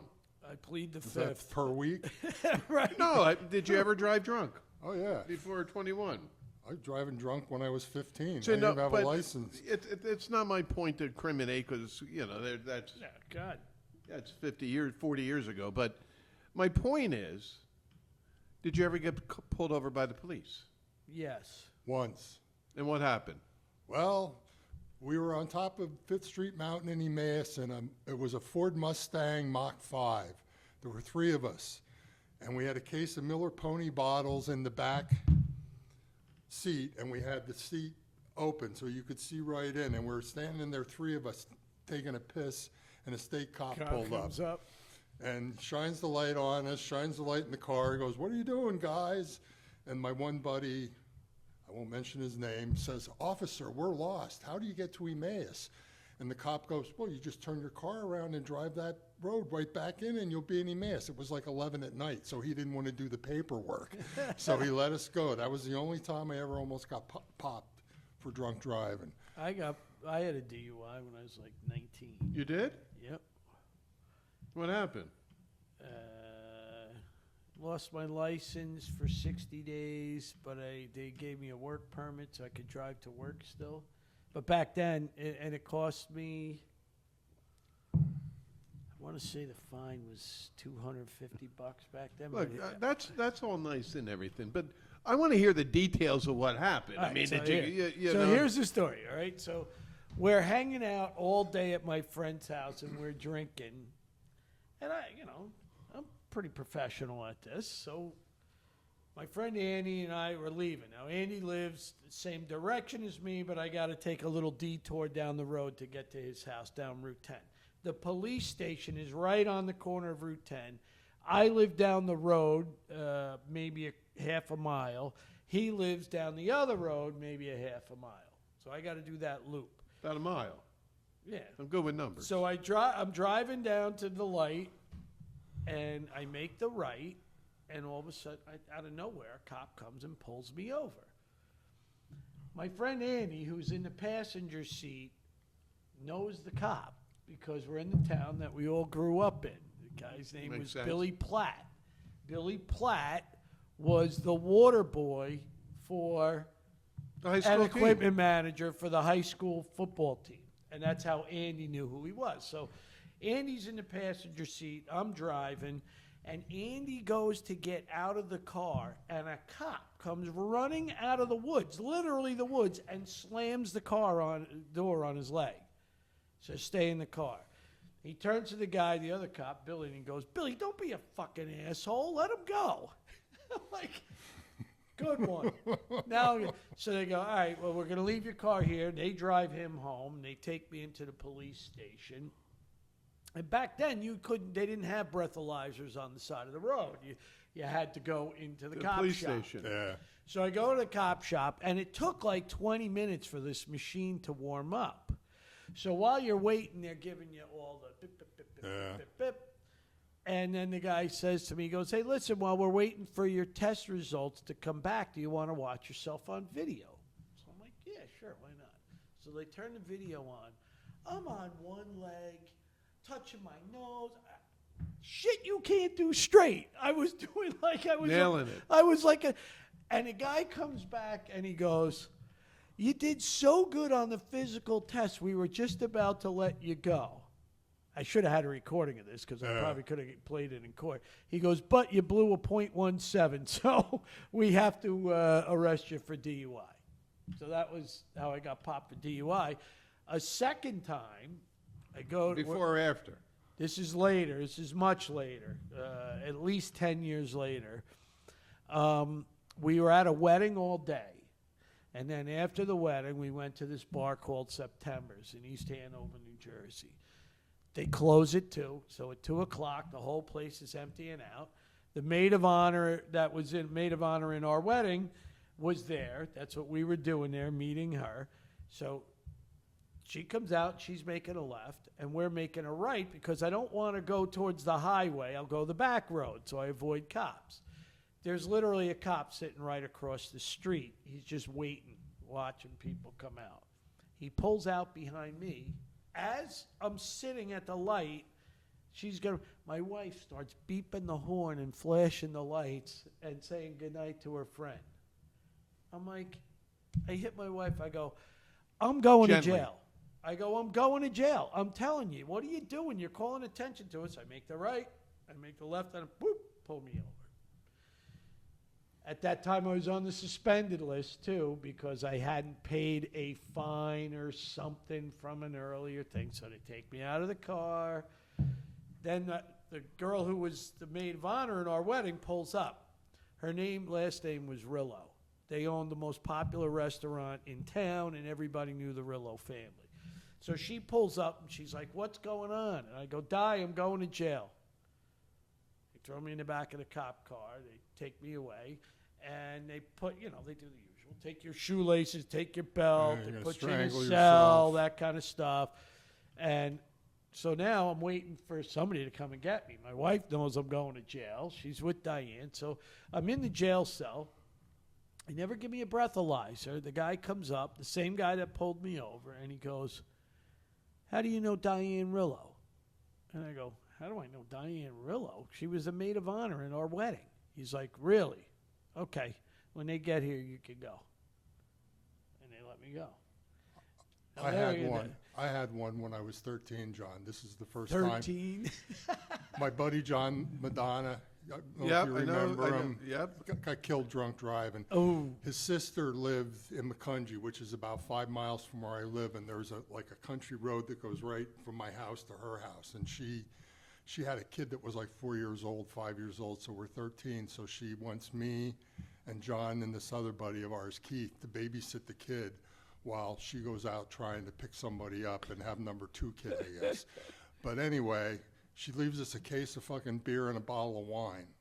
And That's what you want to leave somebody watching 13, your kid. watching your kid, yeah. So, I mean, we got pretty much shit-faced, and I couldn't stay over. I had to go home. So the one guy we were with, Keith, is running down the road in his underwear after me saying, don't leave, stay, stay. I should have listened to him, but drove my bike home drunk, get to the house, and when you came into my house, you had to go in front of the family room where my parents sat. Would be sitting. And I'm just crossing my fingers. Please let him be asleep. Please let him be asleep. And my dad wasn't asleep. He was awake. And we lived up, my brother and I were it was like a ranch with a second floor. We were in the bedroom on the second floor. So I'm in the closet getting undressed saying, please don't come up the steps. Please don't come up the steps. And I hear, up the steps. You were smoking marijuana. And I'm like, no, I wasn't smoking marijuana. I was drinking. No, you weren't. You were smoking marijuana. So fucking drags me down into the kitchen, sets me at the table with this fucking hot light on me and calls the police. So the police guy comes, his name was Officer Kennedy. And like 2 weeks before, my parents were in the Bahamas or something, and my grandparents were there. And my dad had like a Honda 250 motorcycle, and we were riding it around in the streets, and he pulled us, there was like 4 of us taking it around, and he pulled us over. And I mean, he didn't do anything about it. He just said, take it home. Yeah, but you he can't comes be in and out goes, oh yeah, I could have arrested your kid 2 weeks ago. He was driving your motorcycle in the street. And I'm like, oh, thanks. So they got me under this hot light, and I'm just sweating, and I start getting the spins, and all of a sudden I had to puke. And there was a bathroom off the kitchen going towards the garage. So I was going to the bathroom to puke, and I guess Officer Kennedy thought I was trying to make a break for it and get outside. So he blocked the door, so I puked on his shoes. And he goes to my dad, I don't think he was smoking pot. So anyway, it cost $150 fine, but my father had to pay that. So it didn't really cost me Isn't that anything. terrible? You but- never got yanked for, Oh, I got stopped a few times. but you got away. Every single time. Yeah, nowadays, Every single time. nowadays that My- doesn't happen. Talked your way out of it. Well, yeah. I would say the first time I was living in the same place where you lost when, it was in Jersey, working Yeah. in Philly, and I was out with my friend Lou, and we were having a few drinks, nothing unusual, and I was going to take him back to Jersey. I was going to drop him off the train station so he could go home, and then I was going to go home. And as I'm going over the bridge, I'm going over the Ben Franklin Bridge, and I'm doing, whether it's 40 or 45, I'm doing a good 15, 20 miles over. And I get right to the peak, and a car comes the other way, and I just knew that was a cop. And I just looked in my rearview mirror, So I'm hanging the Huey. and he hanged a Huey, and here he comes. I mean, lights on was right away, flying. And I'm like, oh, he's not getting me. I'm just going to move over here. And sure enough, right on my tail, I pull over, right? Driver's and registration, bum, bum, bum, bum. Were you drinking? Absolutely not, sir. And the one thing I was always told, say no. All right, sir, would you get out of the car? No. Sure. I get out of the car, right? And he has me do all the exercises. And one of them was count backwards from 70 to 40. And I missed 50. I went 51, 49, 48. But everything I had, it was kind of like, a natural miss. So what happens? Lou, who's in the car with the window down when I skipped 50, burst out laughing. Burst out laughing. Now I think that I'm going to kill him, and when I get, wherever When I get out of jail, I'm going to kill him. Did the one-legger, the hop, everything. And cop looked at me and says, obviously, sir, you weren't drinking. Have a good night. And I was like, holy heck. Just many times, a few years ago, just having a few drinks. And if you have one martini and 2 beers, you're probably over the limit. You're probably over the dot of Huey. All right, so I'm driving along the road. It's just turned dark. Back roads, through a park. I see a cop just pull out right behind me. No problem. Put the cruise control on. It'll steer itself. I got everything covered. 1 mile over the speed limit. Too Boom. slow. Lights come on. I'm like, shoot. And I'm on a road where there's no place to pull over. So fortunately, about 100 yards down, there was a plot of grass. I kind of pulled half of my car off the road. He comes up, right? Driver's registration. He says, your registration is expired. So now the cops, So that's when why they he see, pulled you they over. got the computers, they see your he license ran plate. He ran your plate. It's automatic, right? And And where's your insurance? I didn't have my insurance card. So I didn't have my insurance card. My registration was expired, and he never looked at my inspection sticker. That expired too, but he never looked at that. And I said, "I'm sorry, sir. I didn't realize it. I'm blah, blah, blah, blah, blah." And he says, "Look, it was Saturday." He says, "By Monday, you can pay it. You can email it to me, all right? And if I get it, all right, Well, you won't get a 87. ticket. Have a good night." Nothing about drinking. Nothing. Not a question about it. I didn't have to answer anything about it. And I was like, oh my God, what just happened? All right? And so I have a good guardian angel. Now, I want to, Let those me are. tell you one story before that. When you were living in Spring Lake Heights and I was coming in for your bachelor party, we just bought a brand new Subaru. And I remember this. I'm coming down, was that the exit 7A off the turnpike to go down to there? Or maybe, no, that was when you were living down in Robbinsville. This was, I came all the way up, and No, I was in Spring Lake Was then, it? and you were Okay. coming to see me, and so that It might would have been the same road, 195. 195. well, anyway, I was speeding, and the cop pulls me over, and I wasn't drinking, I wasn't stoned. He comes over, he wants to see the license and registration, so I go to open up the glove compartment, and there's this big plastic bag in there that looks like it's full of fucking white powder. And he goes, "Oh, what do we have here?" I mean, we just picked the car up like 2 days before this. And I'm like, oh my God. It was like vinyl polish.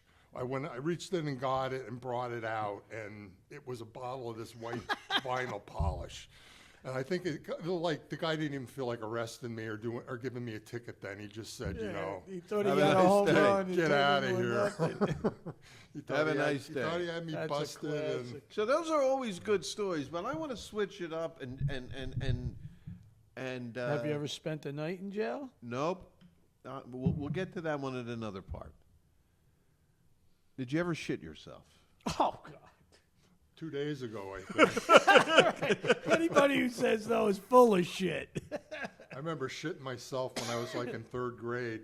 In class? Going to school. And then I had to sit there until, we said the Pledge of Allegiance or whatever, and then asked to go to the bathroom and get in there and try to Clean it up. clean it up. Yeah. And you stayed in the school the whole day I with stayed in shitty the underwear? school with wet, kind of shitty underwear. Oh, that's brutal. Now, was it solid when you went to clean it out, or was No, it was like a big wet fart. Yeah, usually those things are not solid. It was a wet You fart. shit your pants. But it's it was usually like it was a good amount. I mean, I So had a nice.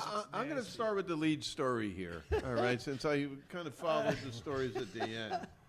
So I'm working in Manhattan and in Midtown, and I had lunch down in Lower Manhattan, so I take the subway up, and I'm going to get off on 32nd Street there, 32nd and Lex. And as I'm driving up, and I'm standing because, subways are crowded, I feel the wave. And it's a strong wave. And I knew that I hadn't taken a shit in a couple of days, and I Strongest wave you ever I just felt. ate like raw tuna, right? A nice real tuna steak, maybe. And so I bend over, and I start breathing, and I work through it. And I'm like, I made it. And now, train stops, and I feel it even more.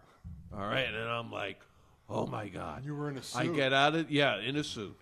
I get out, I bend over, and I'm like, oh, I'm holding it back. And I'm like, okay, now I have to walk up. All right, now I'm at Grand Central Station. holding in a shed. All They right. got to walk a couple blocks. Yeah. And I got to get to 33rd and Park. All right, not that far. And so I'm coming through the lower level, and I'm like, I'm not going to make it. I'm not going to make it. And I look, and there's a clothing store, shirts and, kind of souvenir stuff. And I walk in, and I'm like, excuse me, sir, can I use your restroom? This is oh, no, we don't have any restrooms here. No, you can't go here. And I'm like, well, where do you go? Oh, we have to go down the hall. I said, come on, you got to, sir, please. Help me out. I should Told me you're going to give him 10 I bucks. should have just taken no and got out of there. Now I'm feeling a little bit better. And I get up to the steps, and I'm right there on Lexington, and on Park, and I just got to get up 2 blocks. That's all I got to go. I'm in my building. And I know there's a bathroom right on the first floor. And here comes the next wave, and it ain't stopping. And it goes... Kaboom! I mean, like, I haven't shit in my entire life. And then it comes... I'm going to be dreaming about this. And now it's coming down my pant legs. It's coming down, and I feel it going into my socks. And as I'm getting into the building, my feet, my loafers are squishing. All right? And so now I got to get in the elevator, and I got to get to the 10th floor into the Was bathroom. anybody in the elevator? Wait, yeah. No. Now, I get to the 10th floor, and it's all cool. There's a front way that everybody takes, and then there's a little side hallway that can get into the bathroom. I'm taking the side hallway. As I make the turn, here comes an associate of mine, Joe Hall. Hello. How are you doing today? Joe, I'm kind of busy. Well, I wanted to talk to you about something because I know that I smell like a cow manure field. Like a shit. Right? And now I get by him. I get into the bathroom and I pull out and it's just, Covered. So I get as much What'd you the do with toilet your suit? paper, just Throw it toilet away? paper. No, I got to get home. I'm in New York. I live 2 hours away. And so now, all You right. Go back to the clothing store and buy some clothes from your buddy. I take that side hallway and I get into boom and right turn, left turn, boom. I'm in my office. I shut the door. And I call my assistant. And I says, I need you to do something for me. Don't ask any questions. I says, I need you to go to the store. Right, it was right around the corner. I need you to buy me a pair of 11.5 sneakers and a pair of large sweatpants. All right? And then I need you to stop at the drugstore and get baby wipes. All right? Well, what I did? Don't ask. Don't ask. So now she comes in, knocks on the door. I'm standing there. I can't sit down. I can't do anything. I'm standing there. Hopefully, back then in the day, the pants were a little baggy. So that, and though she comes in, hands the door, right? And I take the wipes. I clean up. I put the sneakers on. She got a kid's large sweatpants. All right. So these things, to get them up, I had to almost rip them around to get them around my hips. Instant wedgie. And now they're... Now you look like you got a ball sack there, Well, what too. did they call those pants that were, flood pants or, Yeah, floods. Whatever, the capris. So that they're... Anyway, so I walk to the to the train station to take the train home looking like that. Now, fortunately... No matter what you look like in New York, Nobody cares. Nobody cares, Nobody and so cares. forth. But that was kind of my worst. Now, this is like a Tuesday. This is like a Tuesday or Thursday night at Ernie's with shit stories. So I'm meeting him. This is when he moved. He was already over in Jane Chapman over there, and we're meeting him at Ernie's. I forget who it was. Me and Rutsky, maybe. Yeah, Me and Rutsky, right? And I forgot this story. It turns out Ernie's was closed. They used to close for a week in the summertime, so she'd go on In memory of the vacation. death of her husband, So we pull in to the Ernie. Ernie's parking lot, and here he is squatting in the parking lot, taking a shit in the parking lot. We pulled in.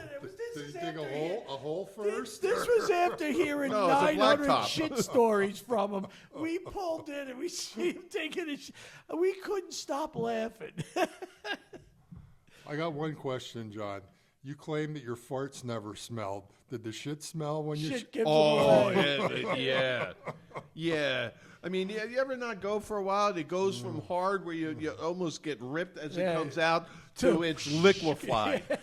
you know, so it Oh, my metamorphizes. God. Yeah, this conversation will probably get at least 100 views from old guys who shit their pants. I think everybody has, right? Even Phil, have women. you? Even women. What? Did you ever do it where you kind of were a little embarrassed, or you had to get out of there I quick? shit myself at work a couple times, but fortunately there was always lots of clothes to jump into. Yeah, you had extra greens there there's always. There's lots of scrubs around. I shit myself a couple times up there. Same thing that you did. I ate something bad, and like an hour later, You it's can't like stop it. it goes through you, Can't and stop there's it. nothing you can do once it starts. Pain, right? You get the bad Oh, well, one time cramps. I was living in New Jersey, and it was snowing out, and I was taking my daughter back to school. And it was only 10 miles away. And I'm on kind of like the highway, right? And, not a high highway, but 45, 50 mile an hour road with lights. And I feel this coming on, and I know that I got to go. And I pull over, and there's kind of like not a dirt road, but a very little traveled road. I pull over there, and I say to my daughter, "Do not look in the rearview mirror." It's a common theme with him. He's got, All right. do not. So I And go. it's always revolving around shit. I go His behind. daughter's always with him. No, it wasn't with me when I was in here. So I go behind In the your car. heart, she was. Oh, my God. I go behind the car. I drop my drawers. Kaboom. At that precise moment. Now, when I was cutting fresh snow tracks, it was snowing. There's Cop like comes running out three. of the woods. No, a car comes right around the corner. Now, I didn't give it too much room. I didn't go a quarter-mile road. I came around about 100 feet down the road. So by the time it came around, I knew it was coming around the corner. There's nothing you I'm can like do. this, all right? And I go to pull up. I go flash down, bang, face foot in the snow with my ass in the air. I look like somewhere you want to park your bike into, And and then I got it together, jumped in the car. I and have the Ashley greatest- says, "Are you okay?" And I'm like, The greatest am shit, now. the greatest shit story of all time for you. I was scheduled to have a that's what I was trying to colonoscopy. "Oh, So the night before, they give you know like this the is the best the story. go lightly to drink or whatever, and it was like during the NCAA championship game was on, so I wasn't really paying attention to what I was doing. So I'm supposed to be there at 7:00 to get scoped at 8:00. Well, 6:00 in the morning, I still haven't shit. Whoa. So I go down to the place. The Now guy. they knew you, right?" Yeah, it was. The guy was a friend of mine, the GI doc. But I said, John, I didn't didn't shit. He goes, don't worry about you it. got Don't me. worry, it'll be fine. So it was funny. They put me on the litter, and the guy pushing me on the litter was a guy named Tony Maini. He was a friend. He was a nurse. He was a friend of my brother's when we were growing up. So they take me into the room, and Tony goes, "Didn't your dad used to name all of his dogs after women's breasts?" And I'm like, "Yeah, knob, boob, and jugs." And the drugs hit me, and I was out. So the next thing is I wake up, and I'm back in the fucking nurse's station, and John comes in and says, "Well, we had a little problem. You were full of a lot of stuff, and I really couldn't see much, so we're going to have to scope you again like in 6 I months." told you I didn't shit. And I'm like, fine, blah, blah, blah, blah. And I'm like bloated and, So the nurse comes in and she's like, okay, we're going to get you ready to start going. You may be having gas pains, feeling like you have to fart, pass gas, just pass gas. I'm like, no, you don't understand. I haven't fucking taken a shit since like 2 days ago. And she's like, oh, don't worry about it. And I'm like, so I ring And you the got bell. one of those open backs? Yeah, back. So I ring the bell, and I'm like, lady, I got to go to the bathroom. And she's like, you're not allowed to get off the litter. You have to stay on this litter. I'm like, lady, I got to fucking go to the bathroom. And she's like, you can't get off the litter. She said, just let it out now. And I'm like, fine, I'll let it out. I slid on my side, lifted up the fucking gown, and I hit the wall Squirted on about the 10 wall. feet away. And she's yelling, "Oh my God! Oh my God! Get him in the bathroom!" So then they got everything cleaned up, and I got out of there, and they're all looking at me like they're never going to forget me. So like 2 months later, my wife goes in to have it done, and I come in to pick her up to bring her home, and they're all looking at me like, "Oh, we remember you." That's so funny because when I had mine done, I remember feeling that bloated. I'm like, I got to poop. Oh, no, let it out. And I let it out. It was just like the longest fart I ever had. And so that's what you probably thought, that, it's Well, going to yeah, be a because big they fart. feel you were there, right? Yeah. So they could see around. They probably just thought it was Oh, there. and I got out. I was feeling goofy, and I'm like... And I looked up, and I'm like, "Captain Caveman!" And the whole place burst out laughing. That's just a fart story. So, Not a shit story. Yeah, not a shit story. So, well, that's pretty good. No, I sprayed the wall. It looked like it was painted in shite brown. That's nasty. Yeah, sometimes Sometimes you Fire. ever have it, to me, it's like a joke, right? You hear somebody tell a joke, and they're like, "Oh, yeah, that reminds me of a joke." Well, when he told just his latest story, it reminded me of one last story. I'm in Austin, Texas, and I'm out with a couple of colleagues, and it was early. Like, we had meetings, so it was work. So it's 7 o'clock, Austin, college town, early, right?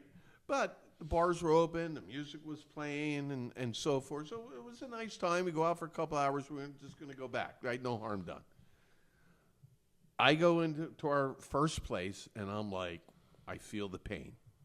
Now, I have experience with the pain, so I know not to hold off, especially if there's a restroom nearby. I'm in a bar. They serve food. It's Austin, Texas. They have a bathroom. There's a shitter. I'm going to go in there. I go in there.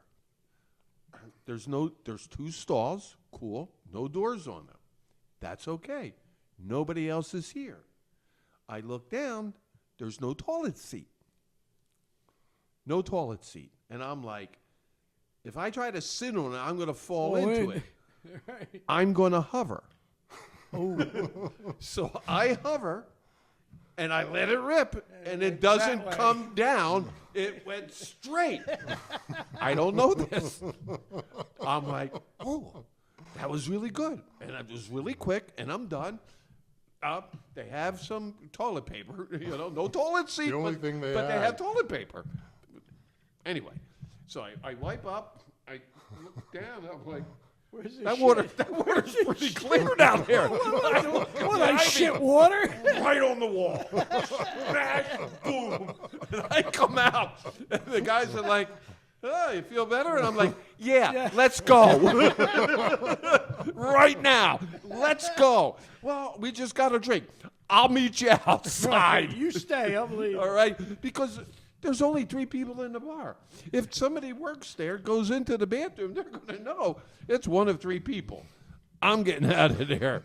So, I had a puke story similar to that in a bar in Morristown, and we did shots, and I take a shot, and it wasn't sitting well, and I'm like, uh-oh, I'm gonna get sick. So I go to the bathroom real quick. I take 1 step into the bathroom, and the floor was wet, and I slip, and as I slip, I start puking.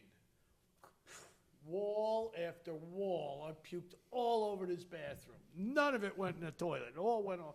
I come out, and I'm like, we got to go. There's no way we're staying here. Somebody walks in that bathroom after us, it's going to be a problem. I think that's the perfect last story. Your first puke. There's a lot of things we don't remember, but there's certain things that you always don't forget. And it's usually around your first something. Yep. So we all remember the first time we puked, right? Drinking or Drinking. Yeah, drinking. I don't know. Yeah, I remember. I don't know if it it's was the when first I time. puked on the cop's shoes. There you go. My father, I have this picture actually too. I'm laying in the bathroom, There's a my hands in gotta the get fucking this. toilet, with my index finger popped up, and so my father would take that picture and show it to all of his friends. My number one son. Here's my number one son.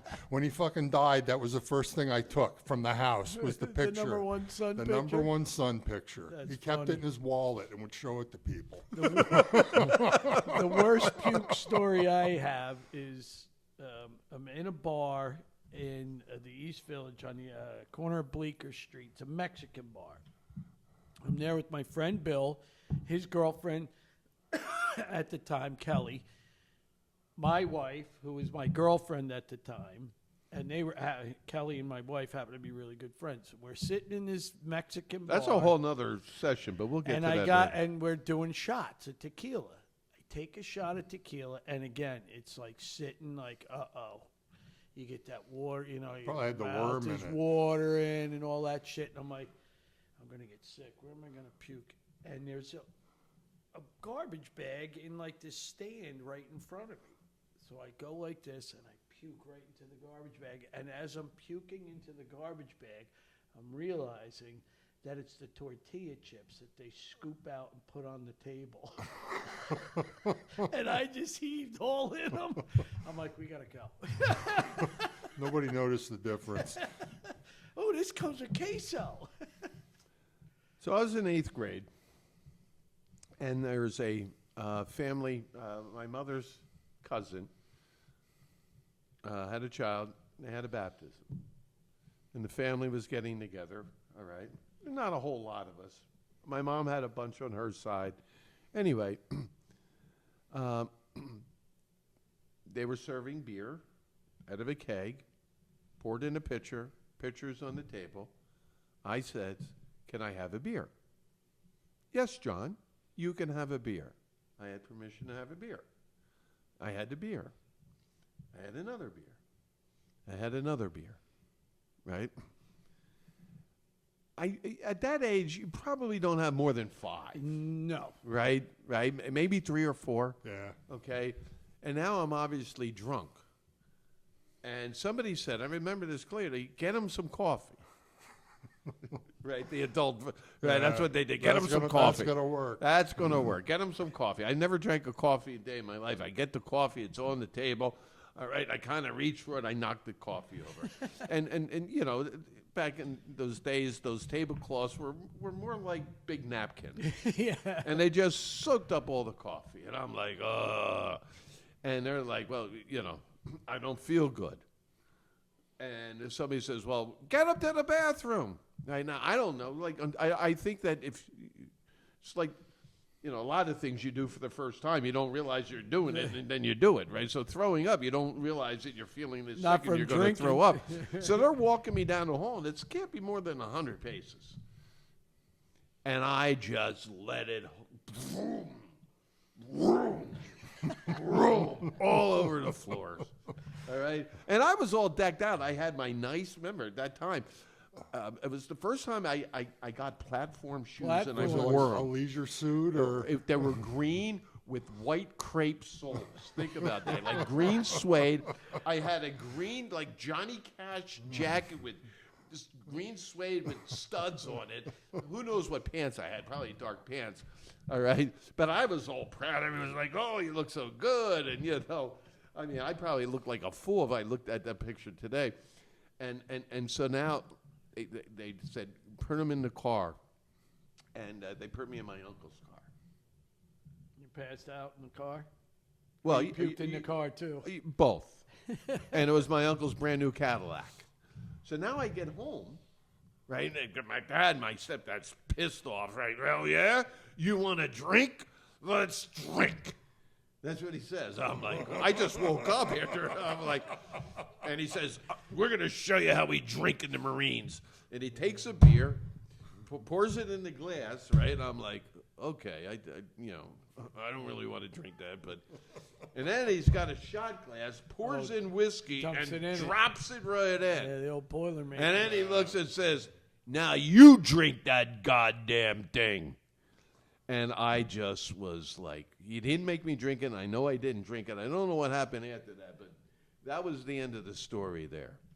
I have one puke story. Well, Eagles Clean up a story. little bit closer there. Yeah. One Eagles puke story. Last year at the vet, Oh, I I'm wasn't out there. walking around the concourse, and there's some woman with like a fur coat on. It was like in November, December. It was kind of cold. A really nice dress, pantyhose, and really nice shoes. And there's some guy with his freaking, used army jacket on, like drunk off his ass, staggering down. And he walks up in front of her and looks at her and pukes on her shoes and takes his coat and wipes his mouth and goes, sorry, and like staggers off. And she's just standing there with fucking puke all over her Somebody shoes. puking on you is horrible. Phil, did you ever take anybody to a football game away and have them puke? Oh, I was thinking about that story too, John. Tell Chris that story. We went down to a buddy of ours had tickets for Redskins-Eagles games in Washington. So we went down, we met him at the stadium. We drove down from John's, and we ended up in the Day trip. Well, it turned out to be almost a life trip.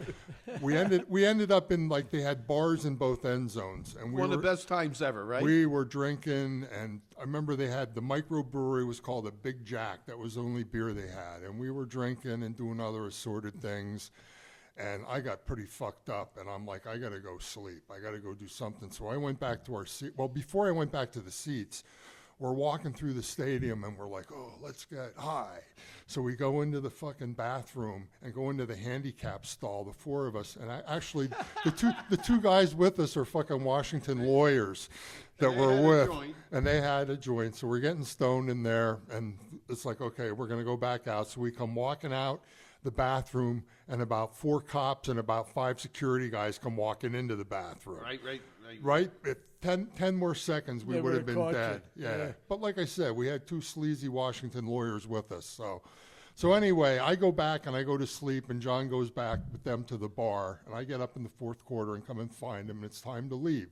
So we're going to go into Washington. This one guy has this old, like, Plymouth convertible, and John and I are in the back. He's going to drive us to where we're parked. Well, no, we were going to go into Washington to a restaurant to eat. Oh, I didn't know that. And this guy, he picks out this big green, like 12-inch long cigar, the one guy, and lights it up. And the smoke Smell. drifts into the back and hits John, and you just see the color white. fucking drain out of him.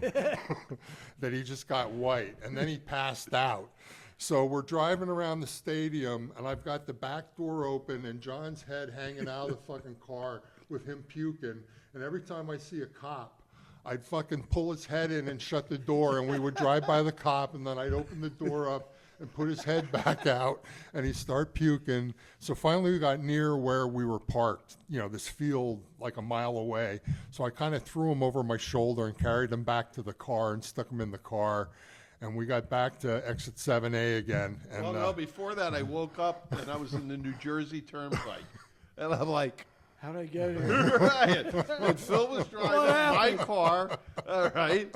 And You know that's a bad and one. when I got home the next morning, when I looked at my car out the passenger window, I must have been puking Yakking? still because the whole side of the car, crusted? yeah, was covered. That's nasty. So, but all good times. And Phil was the designated As a driver. matter, I could tell you the last time I threw up drinking, Go ahead. your house. Remember, I went to. I was out with like the Muskins and the. Oh, that was a few years ago. You It's quite. That's the last time I puked from you drinking. came back and you proudly announced So that you found a great martini bar, yes, and you had and that was after I was at a horseshoe tournament all day drinking keg beer. And then I went and drank a bunch of martinis, and he was having a party. We all went to his party after we went out to dinner. Dick, you were there. And I just remember sitting next to Steve Mitchell and going like this and falling on him and going, I'm not going to make it. And my wife gave me like $20, go pay the babysitter. I puked all the way across his front yard, all the way across my front yard. That's the last time I ever got sick drinking, because I don't mix anymore. I never mix, especially beer all day and then a hard one after. Well, boys, I think we covered a lot of ground. We didn't really get into a lot of Phil's history and the doctor stories and so And forth. the crazy Phil stories, John. And the crazy Phil stories, all right? But, I will say that Well, Phil... we could always have repeat guests. I would We say have thank you already. very much. Down the I, road. I will tell you that if I probably didn't meet you, my life would have been vastly different and probably not as Memorable. successful. And no, because you had an impact. It was the first time I lived with a guy that, he was a doctor. There was just a certain level of living, all right, in both ends, good and bad. But no, I mean, there was just a certain level of class and everything that you really taught me and brought me into it. So I think that, thanks to you and, Thanks had a to lot you, of he's a impact. class guy today. Well, hey, look, I'm a coal cracker from Tamaqua, and you're a country hick from country Kitnersville, hick from Pennsylvania. Kitnersville, Pennsylvania, via Fishtown. And when I met him, I thought he was a Guido from Staten Island. Well, I was from Staten Island. Yeah, that's what, but that's what you thought everybody from Staten Island was, Yeah, most And of them then, like weeds. You Still lost are. most of your accent, though. It comes out occasionally, But as boomers, we have the best music. no doubt. They haven't improved or changed Scotch or bourbon since the boomers probably Except nobody started drank making it then. Nobody drank it then. But it's still good, right? It's probably better now, actually. And what else do we have the best? All we worried about was herpes. Right. Right. Nothing was going to kill you. Well, if we go back to Cheech and Chong, and if you remember, are you tired of that drip? Drip, Drip, drip, drip. Gonorrhea. There you go. I didn't even have Oh, to finish call it. Peter Rooter. Peter Rooter, that's the name, and just flush your troubles down the drain. Rotten Peter, Rotten Peter. And on that, we're going to end Boomer number 8, and that's a perfect end. That's classic. All right. There we go. My favorite Bang. was Shabornik. Japornik, come here. All right. What that? Look like Dolce. There's a picture of my brother.